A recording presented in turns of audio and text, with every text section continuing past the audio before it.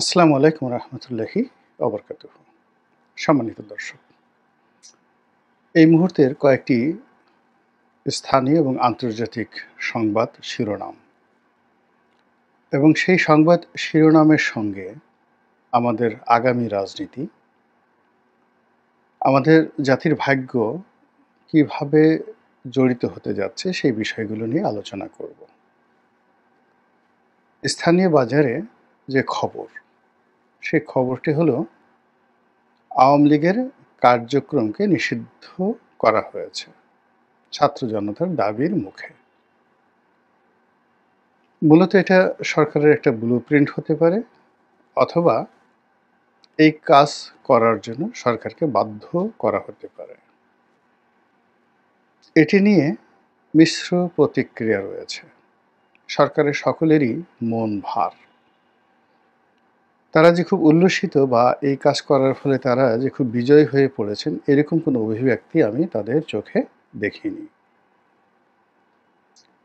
ছাত্র এবং জনতা যারা রয়েছেন, তাদের মধ্যে যে ঐক্য ছিল আগস্ট, সেপ্টেম্বর, অক্টোবর মাসে, সেই ঐক্যে সম্প্রতি ফাটল ধরেছে, ভীষণ রকম ফাটল ধরেছে। স্পষ্টতই সরকারে যে দুজন ছাত্র প্রতিনিধি রয়েছেন আর রাজপথে যারা আছেন, হাসনাত সার্জিস, তাদের মধ্যে বিরোধ এখন তুঙ্গে। এর পরের যে খবর, সেটি হলো সরকারের ভিতরে এবং বাইরে ডক্টর আসিফ নজরুলকে উদ্দেশ্য করে বা তাকে টার্গেট করে যে সকল কথা এবং বার্তা ছড়ানো হচ্ছে, তাতে করে এই ভদ্রলোকের জীবন রীতিমতো জাহান্নামে পরিণত হয়ে গেছে।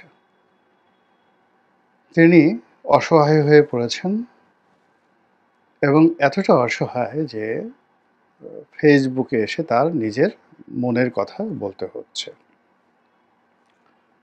আশ্চর্যজনক ব্যাপার হলো, তার সেই ফেসবুক যে কমেন্টগুলো, সেই কমেন্টগুলোতে তার পক্ষে কোনো লোক নেই এই মুহূর্তে।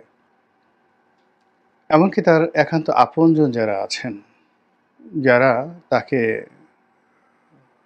আদর্শ মনে করতেন, এবং সারা বাংলাদেশের শিক্ষকদের মধ্যে এই জুলাই পূর্ব সময়ে তার যে জনপ্রিয়তা ছিল, এমন জনপ্রিয়তা বাংলাদেশের কোনো বিশ্ববিদ্যালয়, কলেজ বা স্কুলের কোনো শিক্ষকের জীবনে জাতীয় পর্যায়ে ঘটেনি।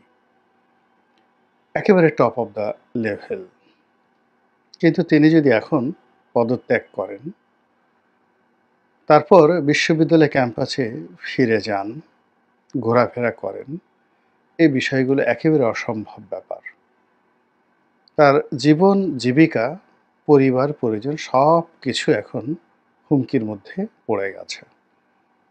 সরকারের ভিতরে তার কোনো সহকর্মী তার প্রতি সহানুভূতিশীল, এটি আমার কাছে মনে হচ্ছে না।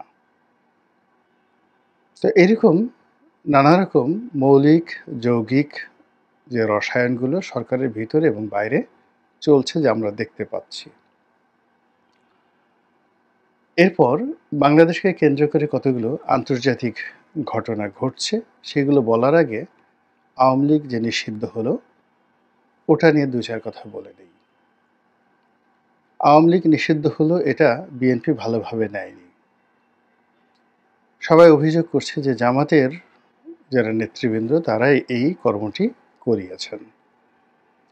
কিন্তু পুরো পরিস্থিতি এতটা নাজুক হয়ে পড়েছে যে আমিরে জামাত একথা বলতে বাধ্য হয়েছেন, রাজনৈতিক দলগুলোর সঙ্গে আলোচনা করে আওয়ামী লীগ নিষিদ্ধের বিষয়ে যদি কোনো সিদ্ধান্ত নেওয়া হতো, এটি ভালো হতো।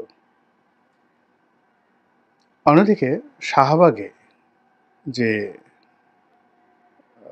উত্তাল সেই ছাত্র জনতার সম্মিলন চলছে, সেখানে আনন্দ মিছিলের প্রস্তুতি চলছে আমি যখন এই ভিডিও করছি।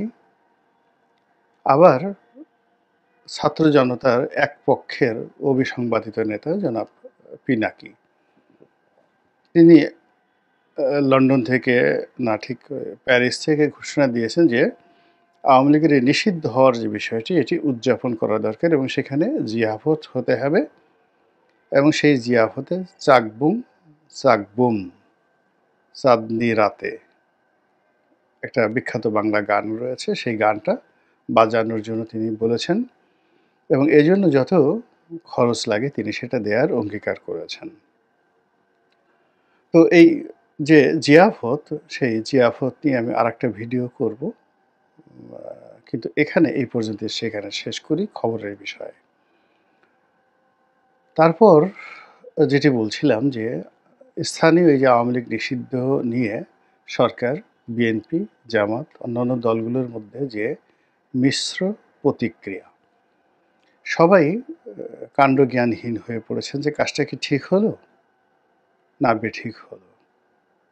এই কাজের প্রেক্ষিতে আমাদের কি বলা উচিত, আমাদের স্ট্যান্ড কি হওয়া উচিত, এই বিষয়ে সরকার, বিরোধী দল কিংবা আগামীতে যারা ক্ষমতায় আসবে বলে ধরে নেওয়া হচ্ছে তারা কেউ স্ট্রিক্ট, কনক্রিট অ্যান্ড পয়েন্টিভ কোনো সিদ্ধান্ত জানাতে পারছে না বা বক্তব্য দিতে পারছে না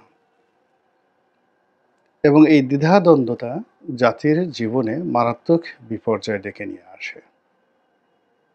আমাদের সীমান্তে দুটো বড় বড় সমস্যা রয়েছে, ভারতের সঙ্গে এবং মায়ানমারের সঙ্গে।